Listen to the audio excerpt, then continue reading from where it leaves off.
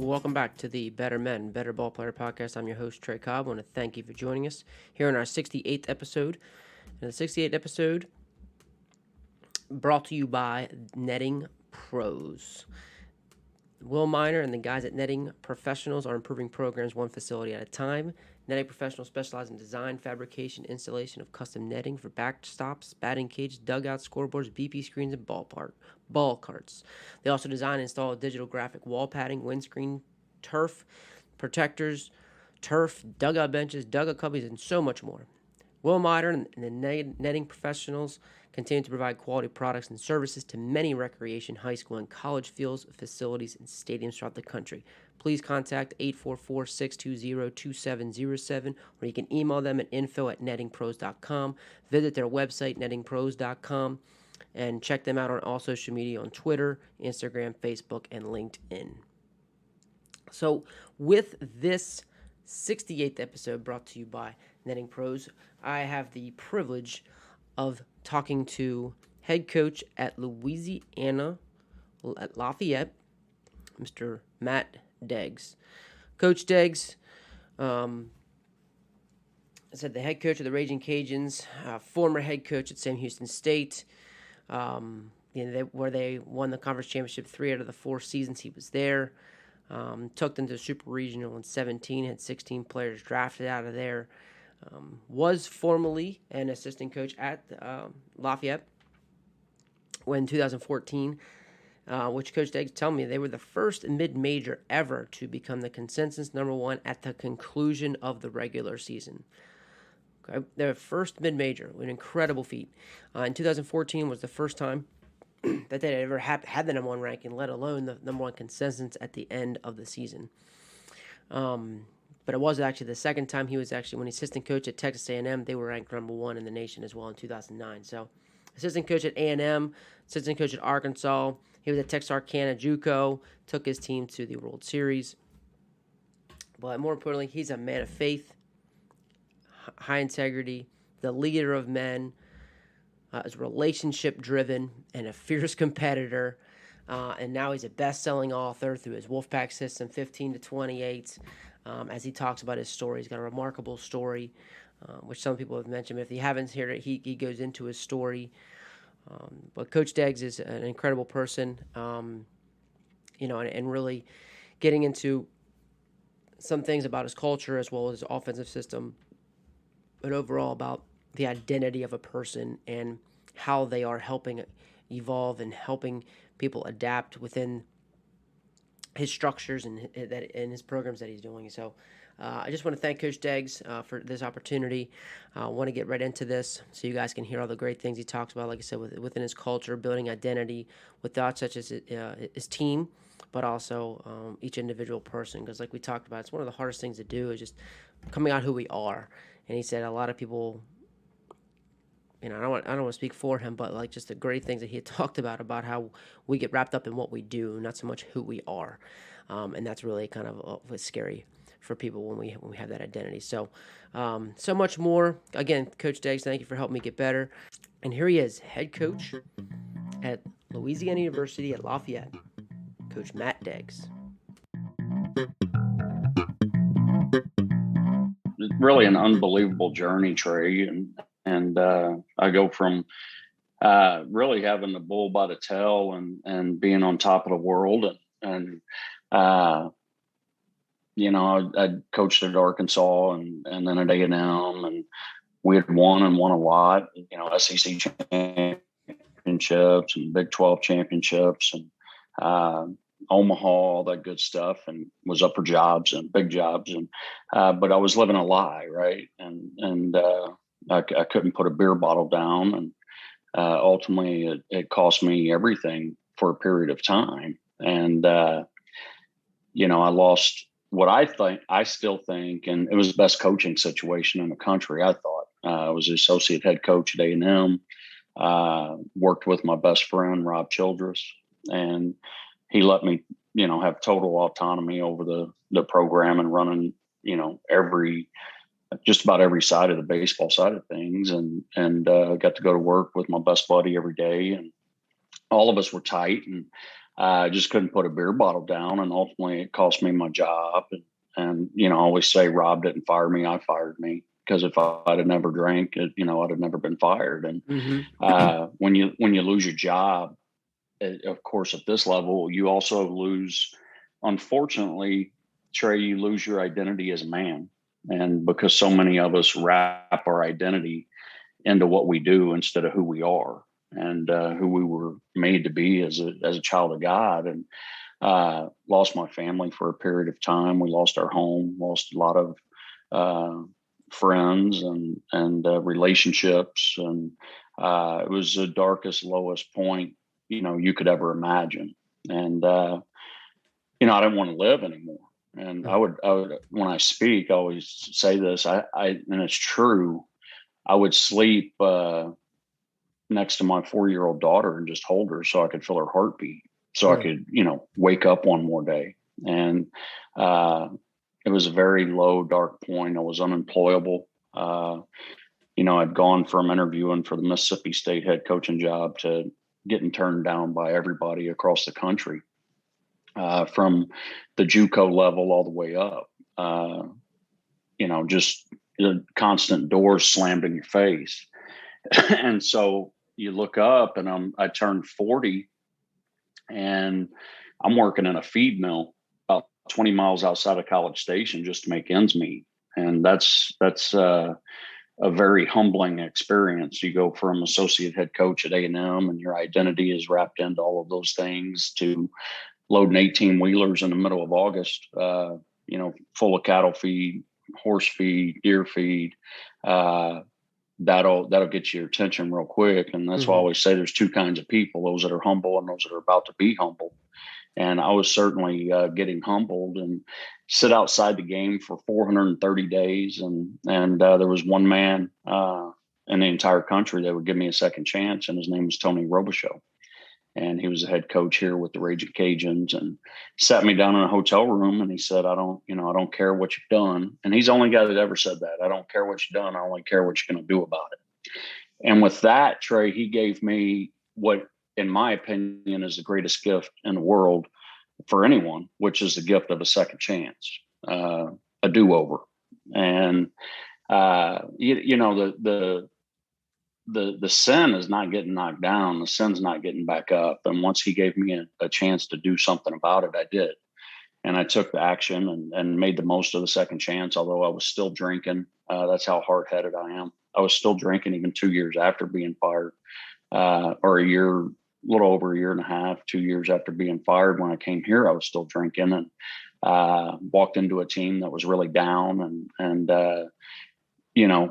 We suffered through that 2012 season. I was hired in the middle of the year, and hit the road recruiting, and signed a few new guys, and brought a lot of guys back. And we set off on this remarkable journey, man. I quit drinking in 2013, hadn't had a drink in over 8 years, and really started walking with faith and sacrifice and obedience, and the Lord's face just started shining down upon those things, and honoring God. And through that, I truly believe that he honored this team and this program, and had the largest turnaround in the NCAA in 2013, led the nation in offense, and went from 23-30 to 43-20, lost in the regional championship game to LSU. And then that set the stage for 2014, where, like I said, became the first mid-major ever to finish the regular season as the consensus number one ranked team in the nation. We were 58-10. I mean, we almost won all of them. We led the nation on offense again, and narrowly lost to in the championship game to Ole Miss. We hosted a super regional. We got after them the first game, lost a heartbreaker the second game, and dropped the third game. I guess we were kind of the Arkansas of today's time, that, going in number one ranked and all of that stuff, and just fell a little bit short. I think about it every day, but so many lives, Trey, were impacted through that. And that team was so broken, and I was the most broken one amongst them. We all had a story, and we just banded together, kind of like a gang, man. And we were bulletproof. We were tough to beat. We loved each other. We all still stay in touch. And that set the stage for me to take over as the head coach at Sam Houston State, following that 14th season. just continued our walk and our journey, and look up in 2017, and we become the first team in Southland Conference history to win a regional. We went on the road to Texas Tech. I think they were ranked second in the country at the time, and we beat Arizona twice and beat Texas Tech twice to win that regional. And advanced to the school and conference's first ever super regional against Florida State, and had a chance to take Florida State down. We had a 3-run lead in the 7th in the first game, and looked like we were on our way, and they tied it up and then ultimately walked us off. Next day we got in a bunch of rain delays, and for all intents and purposes burned our starter just because he was held together with leather shoelace and barbed wire basically, and a bunch of Advil. So he got hot probably 5-6 times. There was that many rain delays, and they wound up getting after us really good. But after that was over, I had this press conference and just spoke from the heart. And unbeknownst to me, it goes what they call viral, which I didn't have any clue what that was at the time. And, long story short, it's look up and it's got 50 million views on it. And it changed our life. And with that, it opened the door, Trey, for me to truly tell God's story and the story that he had given me, and was able to write it down in words and write a book called 15 to 28, which has had I have nothing to do with it. I just did it. It's God's story of love, power, and redemption, that he can make all things new and whole again, and that he'll use the broken to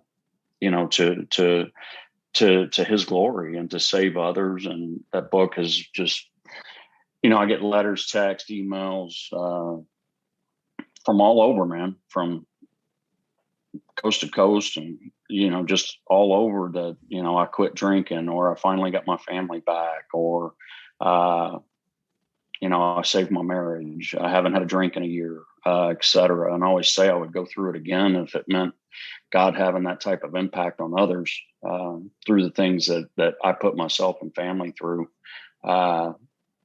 Obviously I wouldn't want to inflict that type of pain again, but to walk through the valley, to come out on the other side, I would do it again to help the people that have been helped through this story. And I think that press conference, what it did was it propped up a stage and opened a door to, hey, look, this is the man behind that, and this is why he's there, and this is how he got there. And the Lord used that to impact a lot of people. Fast forward a couple of years later, and Coach Robichaux, the man that saved my life here with the Cajuns, I always say God has a sense of humor, because he took a drunk and he put him in Lafayette, Louisiana, to get him to quit drinking.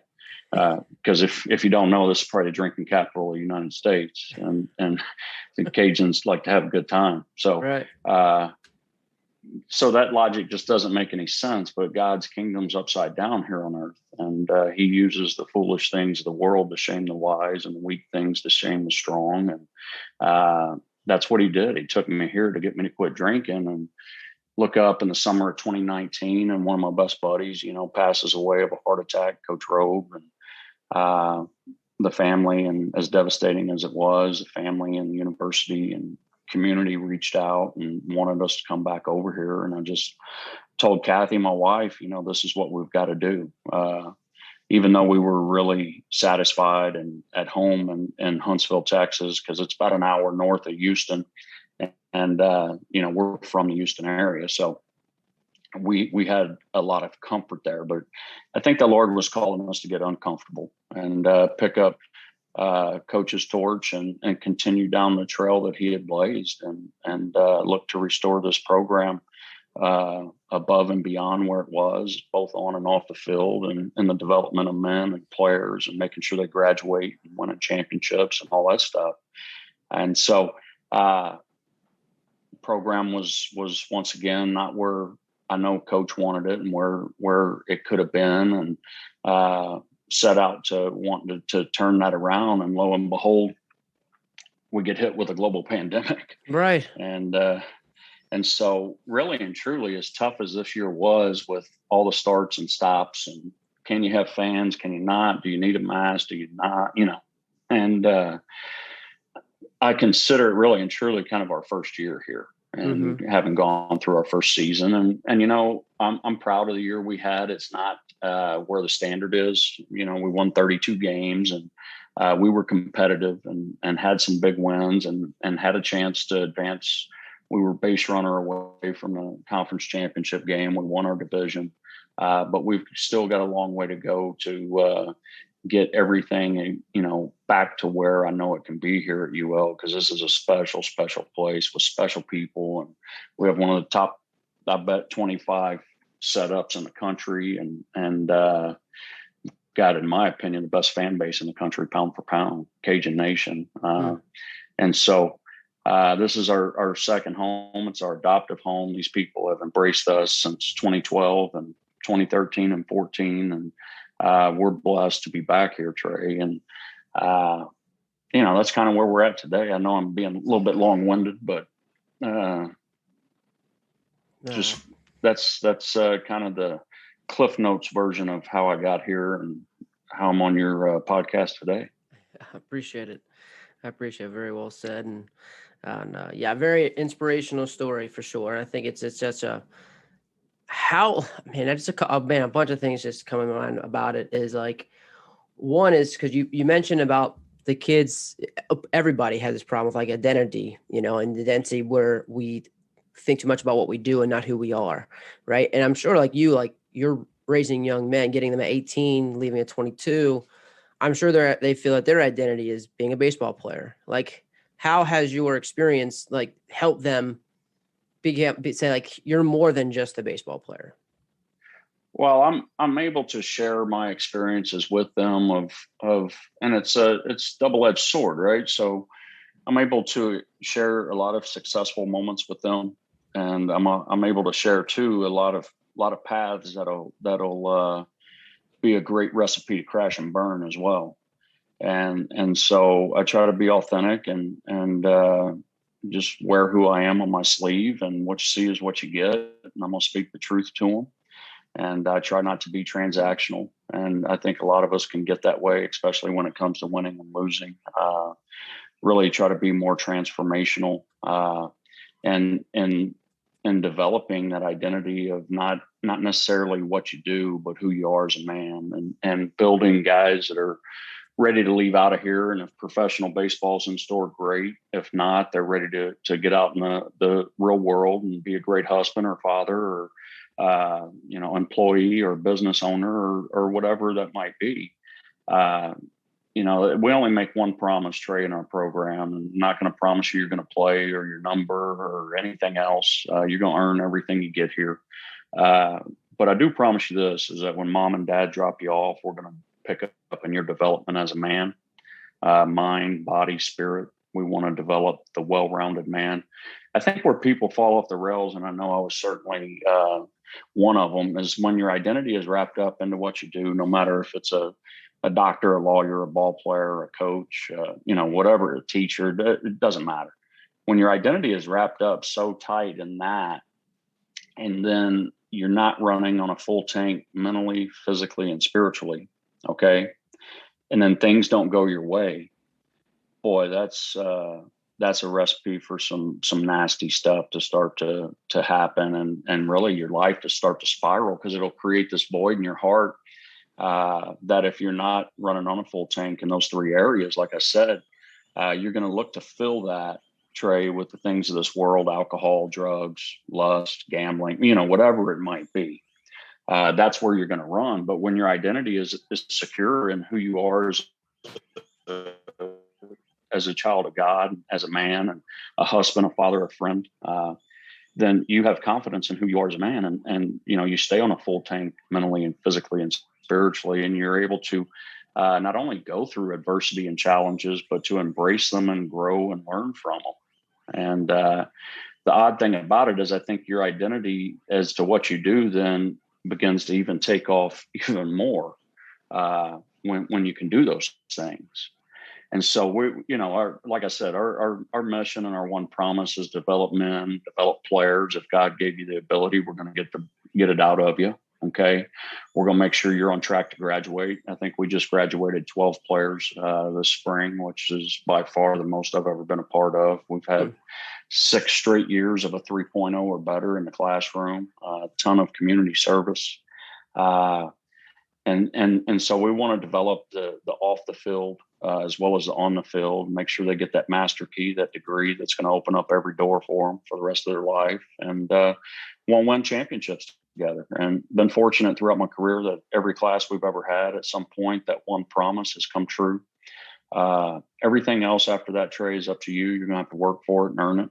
And our expectation of you is that you handle your business on and off the field. You're a great teammate. You play hard, practice hard, and love to compete. If you can do those things, you're going to play for us. And so nowhere in our expectation did I say, I need you to pitch it at a 2 or hit 15 jacks, because you don't control those things. What I do want you to do is become very good at the things you do control. Your attitude, your effort, your off the field life, your practice habits, how you work in the weight room, what kind of teammate you are, your energy, your hustle, your enthusiasm. All of those things are controllable, and it takes zero talent. And so when we can get good players to dominate the things that they can control, and I think our culture, it's a culture of overachievement, right? And so we always talk about becoming the best at the stuff nobody else cares about. And there's a lot of those things nowadays. How we get on and off the field, how we present ourselves, how we get down the line, just taking pride in things that have nothing to do with the scoreboard. And really and truly, that kind of encapsulates our program in a nutshell, as to our promise and then our expectation, and really what our culture is all about. Oh, yeah. Get me fired up to come back and play too myself. My God. But no, Coach, I mean, as many as I'm sure you said, like a lot of stories, are these things that you share? So I know the fall is probably a great time for you to share these things, or possibly during the spring. Like, is it classroom sessions that you do? Is it just merely just like individual based, kind of like you said, authentic as possible, just mostly just kind of your personal relationships, or is there times where you just kind of meet as a team and kind of go over these?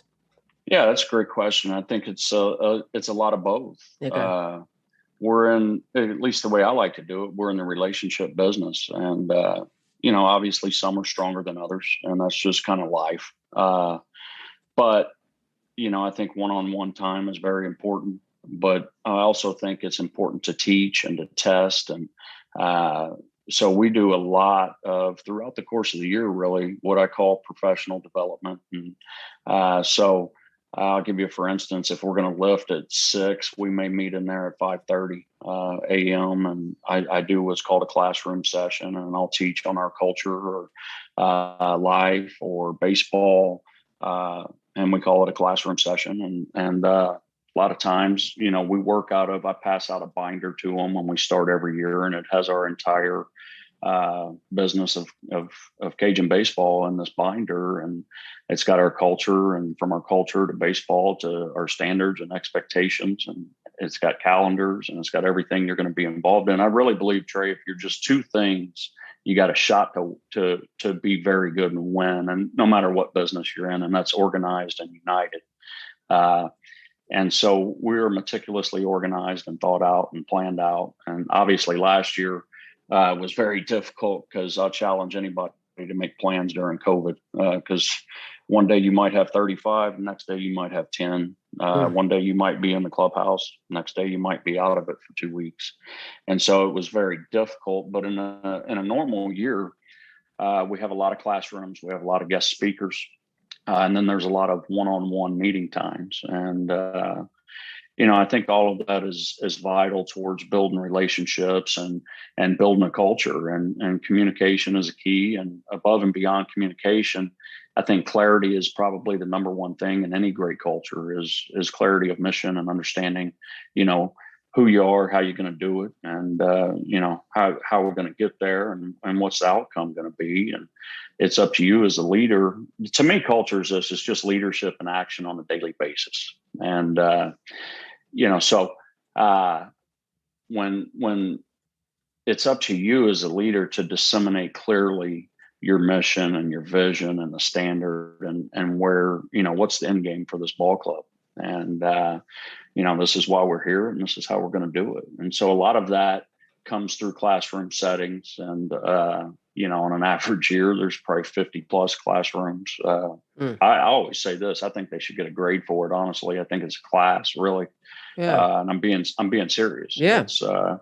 They don't, but, there would be a lot of value in it if they did, because what we do as well, two things to becoming a truly a master coach is you need to write stuff down. And a lot of guys, and I was guilty of this earlier in my career as a younger guy, is just thinking you're going to remember everything. Well, you're not. And then you're going to want to go back to it and you're not going to remember it. And so when you can write stuff down and structure it and organize it and put it into a plan and a plan of action, you're going to be one step ahead. And then secondly, you need to test your guys, literally test them. And so we'll test once or twice a week, and it could be anything, Trey, from a 3-question pop quiz to 100-question multiple choice test. And if you ever want to shock yourself as a coach and really put a dent in your own ego, test them. Because you think you've been explaining and coaching and teaching. And I promise you this, heads might be going like this while you're talking, but it doesn't mean that they're retaining a lot of it. And right. So when you can test, written test, et cetera, and you'll find out where you're at real quick, and then you can address it and move on. If you're calling on guys in these classroom settings, don't call on the guys that are raising their hand. You need to challenge everybody. And so we teach and we coach and we adjust and we test and that's kind of our formula. And especially in the fall and our professional development, we'll bring in a lot of guest speakers. We've had some great ones over the years. Like I said, last year was kind of difficult because of COVID. You couldn't have, if they're not in the testing protocol, they're not going to come in. Now, a lot of that's being lifted right now, but it was just hard to do that. So, we've had a ton of great guests with it. We've had Marcus Luttrell over the years. We've had a Top Gun pilot. It's just it's been a lot of really cool people. Craig Biggio, Lance Berkman. I think the more people you can get to kind of tell their story and give these guys a different viewpoint of things is the better, and it goes a long way towards their development. Sure. And I guess a question with that, like with your clarity of mission, and you talk about the clarity of mission and what you're doing, would you find people that the mission is aligned to them, or is it just totally just like, hey, just kind of tell your story? Or do you go into it like looking for speakers that have the kind of, we're on this mission, these people are aligned with it? Most certainly. It's got to be in the ballpark, right? Yeah. So anytime you bring in a guest, it's always to reinforce points that you've been making. Okay. I don't know how wise it would be just to bring somebody in off the cuff that, doesn't share the same views or vision as your business or ball club or whatever it might be. Even when I go speak, I mean, you're brought in and there's a topic already, this is what we would like you to speak on. And so, unless it's just somebody that you just can't pass up, you know what I'm saying? But if it's a specific thing that you're looking to accomplish, for instance, when I was at Sam, we had a Navy SEAL and like I said, a guy that was a Top Gun pilot, and they came for a week and instructed our team on X, Y, and Z that we had been reinforcing, and gave us a different perspective, but made the same points. Awesome. Yeah, that's great. Coach, I now it's the sustainability. Like you said you went viral and everybody was coming, and you've told your story, and the consistency now comes to mind, and people know the Wolfpack system and what you're doing. Like, so the question for me now is like, cause I love it. And I love even like Robo shows, like the colored plate system. Like I love that, like I followed you. And then so my question now is the consistency when you give them the binder, is it shifted through each year? Like what changes have made? How do you keep that consistency? And at the same time, give each person each individuality, or each team their individuality? Yeah, I think the team, that's a remarkable question, because that's the other side of the sword, right? Yeah. It's got to stay fresh, Yeah. and it's got to stay new. And sometimes, Trey, you'll recycle back to other things that you've used in the past that this group may not have been a part of, if that makes sense to you. Yeah. But you've got to keep it fresh, and you've got to introduce new things, and you've got to adapt, with today's player and the younger generation of today. I don't think you can just sit in your ways. Although I'm a very old school guy, I understand that in anything you have to have the ability to adjust and adapt.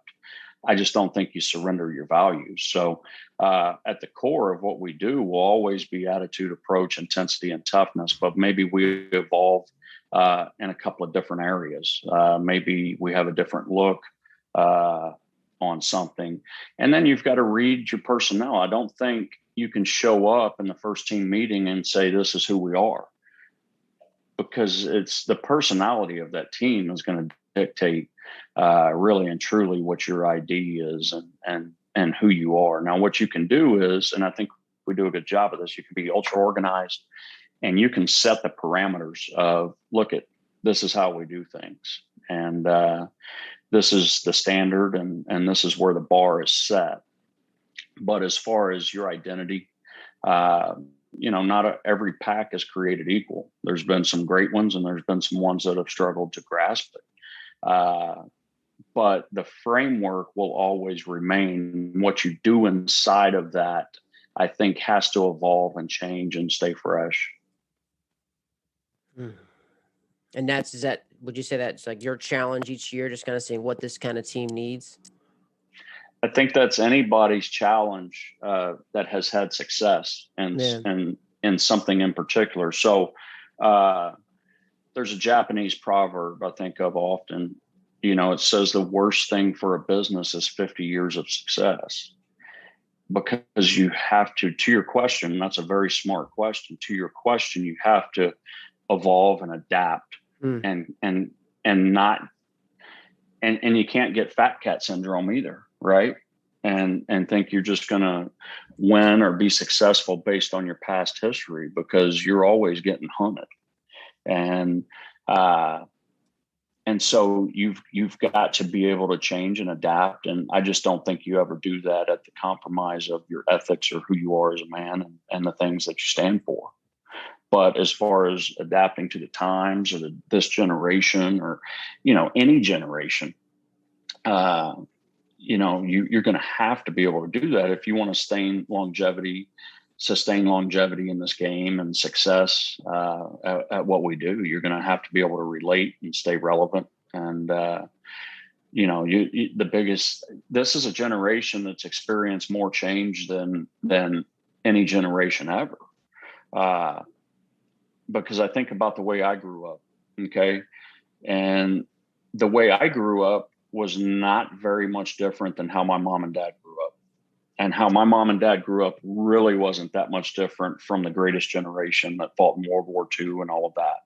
Mm-hmm. Things pretty much, they introduced the TV, and there still wasn't a remote to it. And, cars were cars, and the telephone was still on the wall. And so the changes to society were not that great. And if you think about just from 1999 to right now, it's unbelievable. Yeah. I didn't own a cell phone until 2003. Right. I mean, these kids are growing up with that. And then, it's technology and just everything that goes with it it's a remarkable change, and it's constantly changing. And so it's a little bit different generation, a little bit different way of doing things. It's a lot more instantaneous. And so I think you've got to find ways to stay relevant and challenge these kids and meet them where they're at.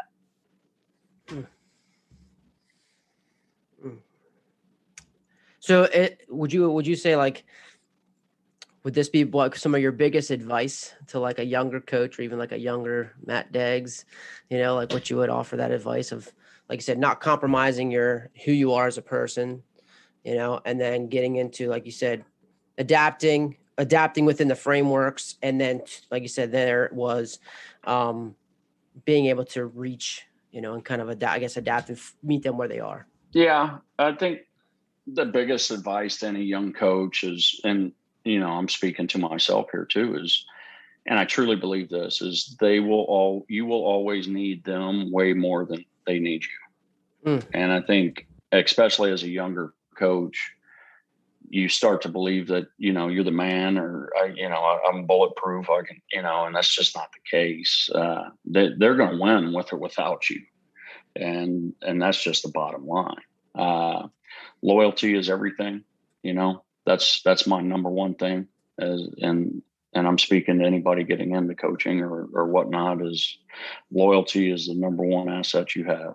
And, understanding that you're going to need those guys way more than they need you. You're blessed to be out there, and it's a war of attrition, man. I look around right now. I've been doing this 26 years, and I don't see a lot of the guys that I started with. It's a tough game, man.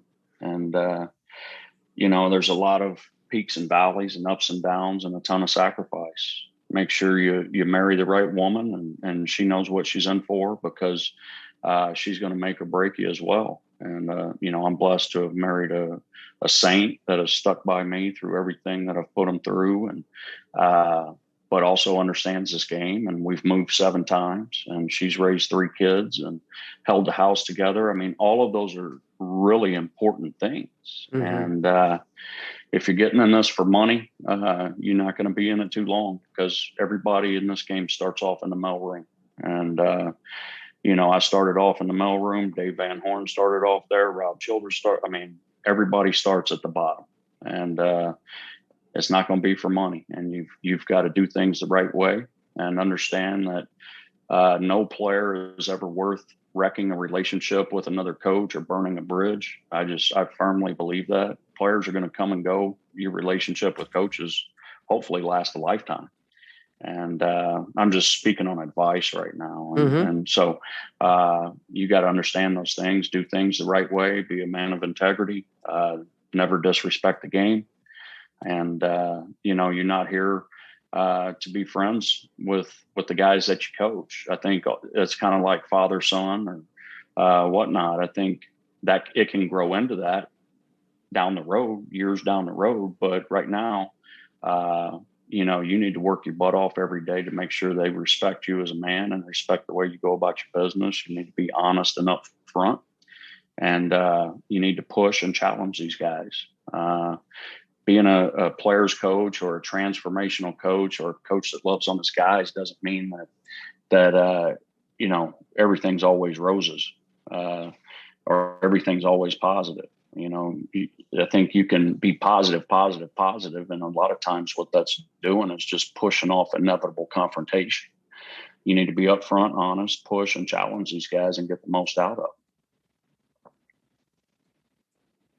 And do you find that, I guess, because you've seen both sides, have you seen that are the guys going to play harder for you being the transformation coach, where, yes, I'm going to be upfront and honest, but we're going to love up on you, and rather as opposed to transactional guy where, so you've seen both sides. Are you guys able to play more for you? You think they're more thirsty, I guess you could say, because they always say you can't lead a horse, you can't make them drink, but you can sure make them thirsty. Well, I think guys are going to run through a wall for you when you're the real you.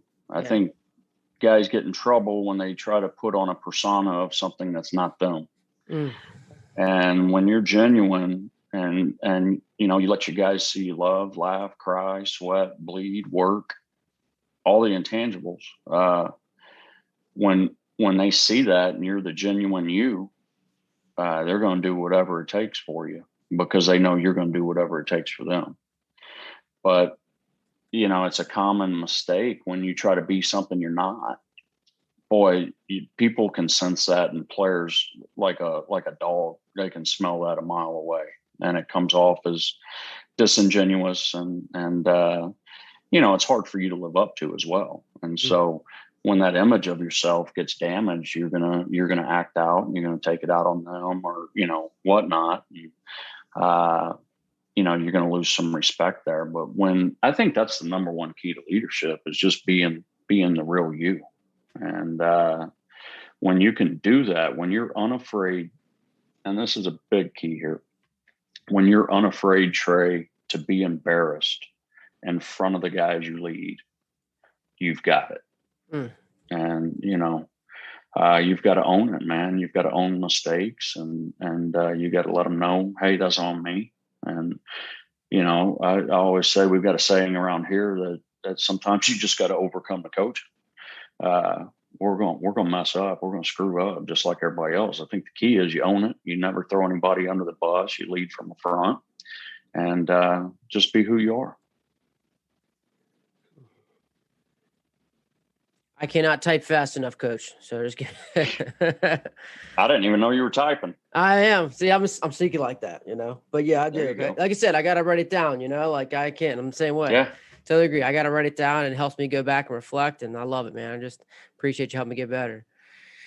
Well, I got a question. If you'd like to roll into some offensive stuff, you'd like to roll into maybe some baseball, maybe some offensive stuff with your because like you said, you've always run a scary offense. That's just been a big scary offense. So how is your offense keep evolving? Like, are those kind of same principles still kind of there? Has anything taken off? Is anything really, technology wise or anything that's kind of made you think differently, or how's it evolved? Well, I think the game's still the same. And as far as your offense, you're only as good as your personnel. And, it's kind of like having a bunch of big running backs and a bunch of big offensive linemen and a bunch of, tight ends. And you say, and then you have a wishbone quarterback and you say, we're going to go run and shoot. Right. I mean, it's just, so your offense is a product of your personnel. And, we try inside the pack, to make sure that we've got dynamic guys that have speed and strength, a blend of speed and strength from their fingertips to their elbows, at least a 6'8" runner, and are versatile, can play multiple positions, have bat speed. Doesn't mean they can hit right now. It just means that they have bat speed and they're athletic, and they play hard. You've got to get guys that can play for you.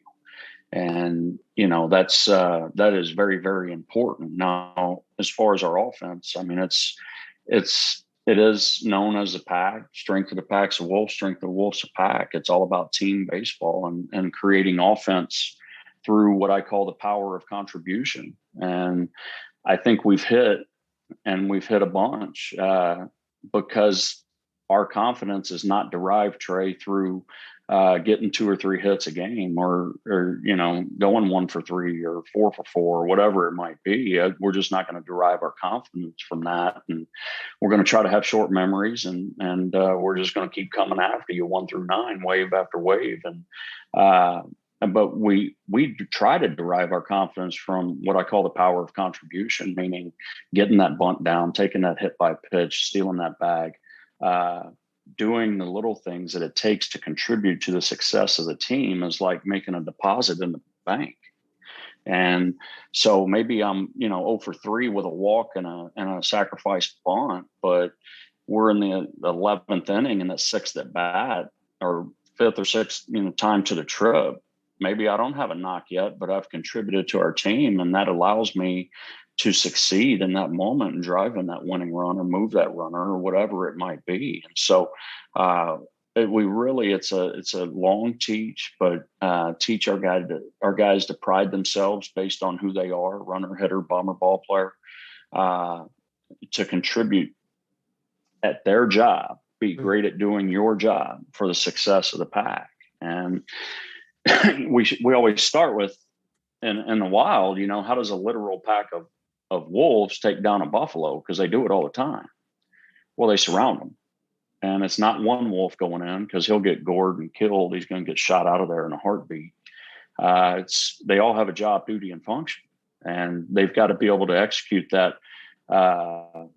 just surgically. And they got to have the toughness and the grit to keep coming after that buffalo until ultimately he goes down with a thud.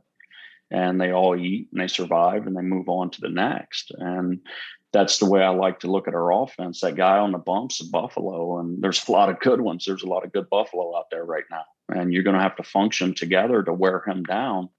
And a lot of you are. You're going to come out of there battered, beat up, bloodied, bruised. You're going to wear an 0 for 3, an 0 for 4. But maybe you had a 12 pitch at bat in there.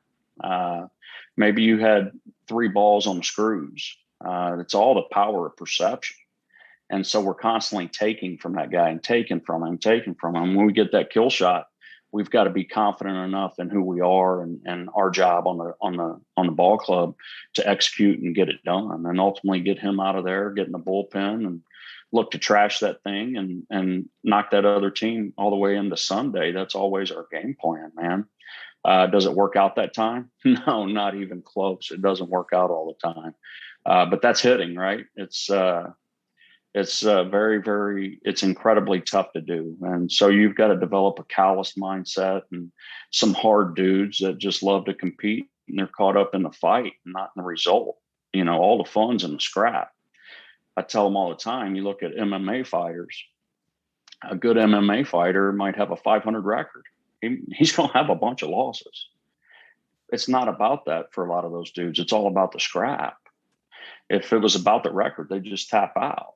But it's not. It's about the scrap and the fight. That's what you have to embrace at the dish. And if I can do that, and I've got some mental tenacity to me, and I've got a ton of attitude, I believe I'm going to win every time I walk up there. And it's palpable. You can see it coming off of me. And I've got a rock solid approach, and I'm on time to the fastball, and I get my work done on time, and I'm swinging through the dish, and I've got touch, gap, finish, and extension. I'm unafraid of being jammed. All of those things that go into having a good approach, and I'm dominating the fastball. I think you've got a chance to hit. And if you can get a ball club that does that, you got a chance to really hit. You're saying have a chance to buy into that mentality and then that approach, and then we have a really good chance of being able to hit from there. Yeah, well, you got to remember in our game, and it's not talked about enough, the success of the individual 99.9% of the time depends on the team.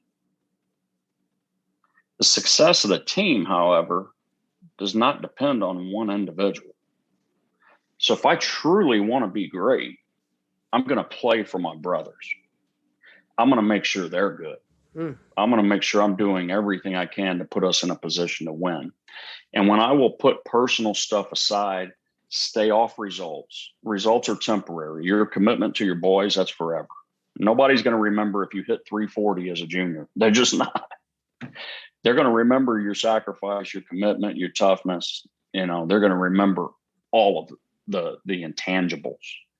And when you can get guys to buy into the success of the pack or the team above myself, that's when you see guys develop and really start. That's where you see All-Americans and Team USA guys and just guys that are good draft picks, all of that. It all starts with dying to yourself and sacrificing for your boys and continuing to win through the power of contribution, because that builds a steady confidence, man, that I'm telling you at the moment of truth, it's unwavering. And I talk about all of this and over the quarantine, because before the press conference, I spoke a lot all over the country on the pack offense. And the press conference just kind of heightened, just a lot of the recognition and stuff like that.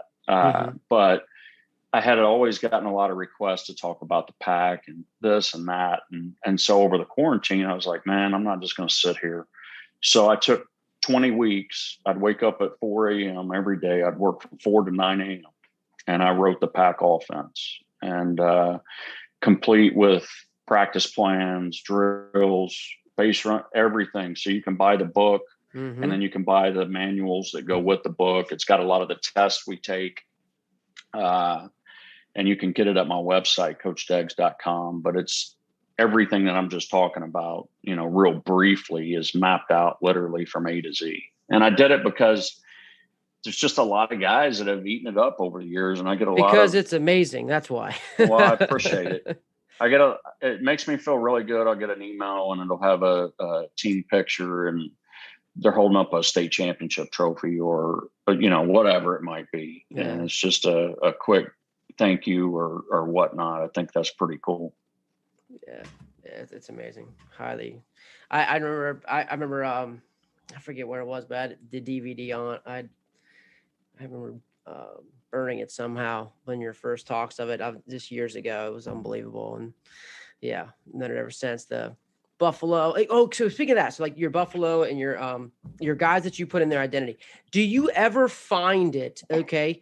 Because I was just talking to a coach about this, because that's almost like number one thing that a lot of coaches experience is even for all of us, I think just as men, humans, is figuring out who we are as an identity, right? So how have you been successful at helping people say, hey, okay, you're a Buffalo, or like you're this. And so it's okay to like say you can't be everything. You can't be the ball player, but like what have you done to maybe speed it up, or those conversations to say you do these things real well. So this is your identity as a hitter. Yeah, that's a really good question. Trey, you recruited is what you do. Okay. So you have runners. That's self-explanatory. 6'6" or better, have the heart to steal a base, can have a short game.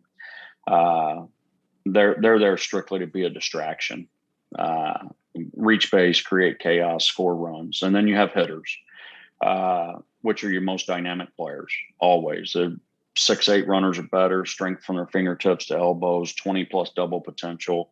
They're run producers, but they are the one category that they have to have the baseball ability to play inside of all four categories: runner, hitter, bomber, ball player. Bombers are there to be a perception. I hit bombers in Group 2 of BP because they're going to run balls out of the ballpark. It becomes a perception before you even play. It doesn't even mean that kid's in the lineup, but it's just a perception, and they're there to challenge the fences and scare the opponent. And then ball players, which not the biggest, strongest, fastest, but they're probably very good defenders. They're can play multiple positions, and they know how to execute. And they execute when called upon, and they execute with great pride and unselfishness. You've always got to have some ball players. And so we've been doing the pack since 06 and the summer of 06. So going into the 07 season. So most times the pack transcends us into recruiting. I mean, a lot of guys know about it. And you set out to recruit X amount of hitters, and we need a runner. We're running short on bombers. And then most of the population, if you can play baseball, is a ball player. That's what I would have been. I mean, it's most guys are ball players, and they're guys that have to fight, scratch, claw to stay relevant, to stay in the frame. And so naturally they're going to do whatever it takes. And you need a bunt. Here I am, pick me, to get on the field. And so that hunger is also very valuable, because they're going to wear that hit by pitch, or they're going to move that runner, and they know that that's their job. And so you identify guys, and then, once we're here and we're beginning practice, and, that's the way we train them, because every ball player or every baseball player is not created the same. And so I think where a lot of guys miss the boat, and I think why the pack really took off initially, was people were tired of cookie cutting practice plans. Why is this 6'3", 225 kid sacrifice bunting to third in practice? He's not going to do it in a game. Mm-hmm. And so when you can design your practice to accentuate the abilities of the different types of players that you have based on the parameters you've put around them, runner, hitter, bomber, ball player. Now you got a chance to really develop their game as to who they are. And I think that's the beauty of the pack. Oh, for sure. So, because Coach, I mean, would you like when people do take it like at the lower level, so they can't recruit, let's say the high school, public high school, where what might be some advice you give them to be able to try to help them identify into those different categories? That's probably the first question always, and my answer to that is make it your own. Nobody says you have to have 4 categories. Nobody's, no, you don't have to name them the same. And a lot of guys there's guys out there that coach this better than I do. I mean, a lot of guys have taken it, made it their own and run with it. Mm-hmm. And so obviously it's going to be different at the high school level than it is at this level or the JUCO level. I mean, there was a big league team that worked to implement the pack. Now at that level, it's just a lot of individuality. It's tough to do, but I think the concepts can be applied. So I think it's very important, Trey, that you make it your own. There's not just a set of, in stone rules. It's, look, this is the framework of it. Now, what you need to do is adapt and make it your own based on where you're at. Awesome. Now, have you found out, I was just wondering like the different types of teams, say you've been doing the packs in 06. Has there been different types of packs that maybe had more? Have you seen more success? Like, hey, we've had a lot more ball players, only 1 bomber. We've had about 4 bombers here, but like we had a lot of speed guys. Like, has there been a formula that you've seen that kind of has for sure done well with you, like been more successful? Yeah, if you want to be great, you need 7 or 8 hitters. A couple of runners, 2 or 3 ball players, a couple 2 or 3 bombers, but hitters, like I said, are going to be your most dynamic guys. Okay. Those are the Colton Cowsers of the world, and, the guys that you see about to go out in the first round here this week at the end of the week. I mean, that's who those guys look like, and that's who they are. Yeah. They can just basically do anything on the ball field. That's what you want is guys. And look, there's going to be different levels of that. Yeah. And hey, a lot of times guys aren't the finished product. I mean, there's been multiple times that guy starts off as a ball player and he finishes his career as a hitter just because he gets bigger, stronger, and faster. Yeah. That makes him real dangerous because he understands a lot of the finer points. And that's something there for development too. You think about maybe starting as a ball player, even just as a kid, you know what I mean? Just as a development as a baseball player, like. Well, think about it in these terms. You've got the 6'3" point guard that's phenomenal. He can dribble, he can distribute, he can handle the ball, he can defend. And over the summer, he grows 6 inches. Now he's a power forward. But he understands how to do all those things. Now you got Magic Johnson. Right. Yeah, that's a great point. It's phenomenal. Oh, well, Coach, I mean, we've been here about an hour now. I just respect your time. Is there anything else you'd like to share? Anything else before we get going? You did a great job, Trey. I appreciate it, buddy. And thanks for having me on. God bless you. And appreciate what you're doing. No, I appreciate it. Well, first off, before we get going, you said you mentioned your website. Is that probably the best thing to go check? Yeah, CoachDeggs.com. Yeah. Yeah, we'll definitely 15 to 28's on there. We've got a series of videos and most recently the Pack Offense, the book. Yep. Love it. Well, Coach, I can't thank you enough, man. It's been a real pleasure. Like I said, an honor. It's like I said, you were right out there when we started this journey, and I can't thank you enough for taking some time here. I'm glad I made the top 3, man. That makes me proud. That's for sure. Yeah, absolutely. It's just what it's about, and I know that you're about growing the game, and it's just more about the game is to us more than just a game. Yeah, it's all about the kids, and that's the thing, man. Wins and losses and stuff, that stuff's temporary, but the relationship you make and the impact that you can have, that's got a chance to be forever. That can be generational.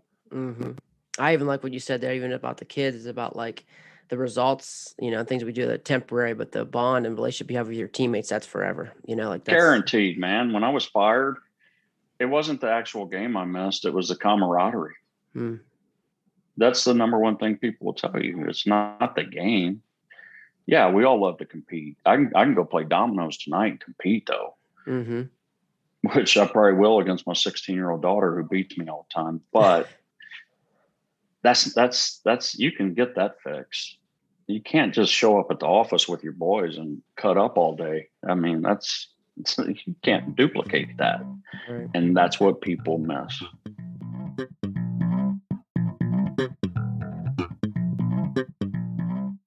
Coach Matt Deggs, just some incredible information. I knew it'd be great. Like I said, it was one of my guys I've looked up to, thinking about his story, thinking about there had more to coaching than just the wins and losses. Just finding that bigger purpose and something when you look for your identity within the game, what you're doing, it gave more clarity. And it's just like I said, I've really looked forward to it and have those materials. If you haven't checked out CoachDeggs.com, please do. No promo. I'm paying the same price. There's nothing like that. It's just a matter of it's great stuff. I've always followed him, got his stuff, his books. It's incredible. It's an incredible resource. And it really was at the forefront of really starting to, because he was doing the pack, he said, since 06. And now people are talking about individualizing BP plans and things like that. The pack has always been like that. It's always been basically people call bucketing now. Drive line is really but when you bucket your hitters in your groups, that's all the Wolfpack is. And he's been doing that since 06.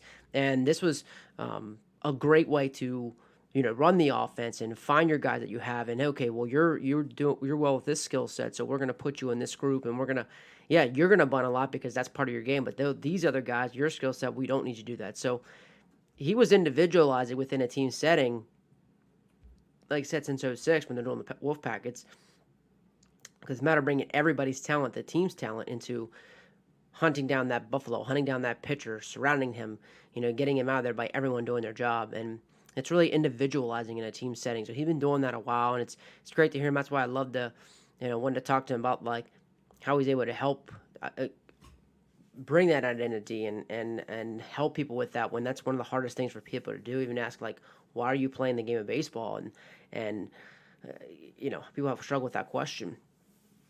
And so identity is a huge thing. So I just love just to hear his story again, and how he talks about how they're trying to win off the field as well through their graduation, team GPA, their community work.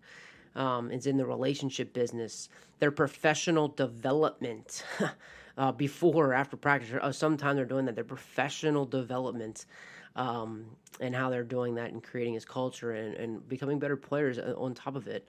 And he's incorporating, asking guest speakers into his program to talk about how they're dealing with and how they've been successful and working towards that same mission, and they're in line with the mission that he has for their program.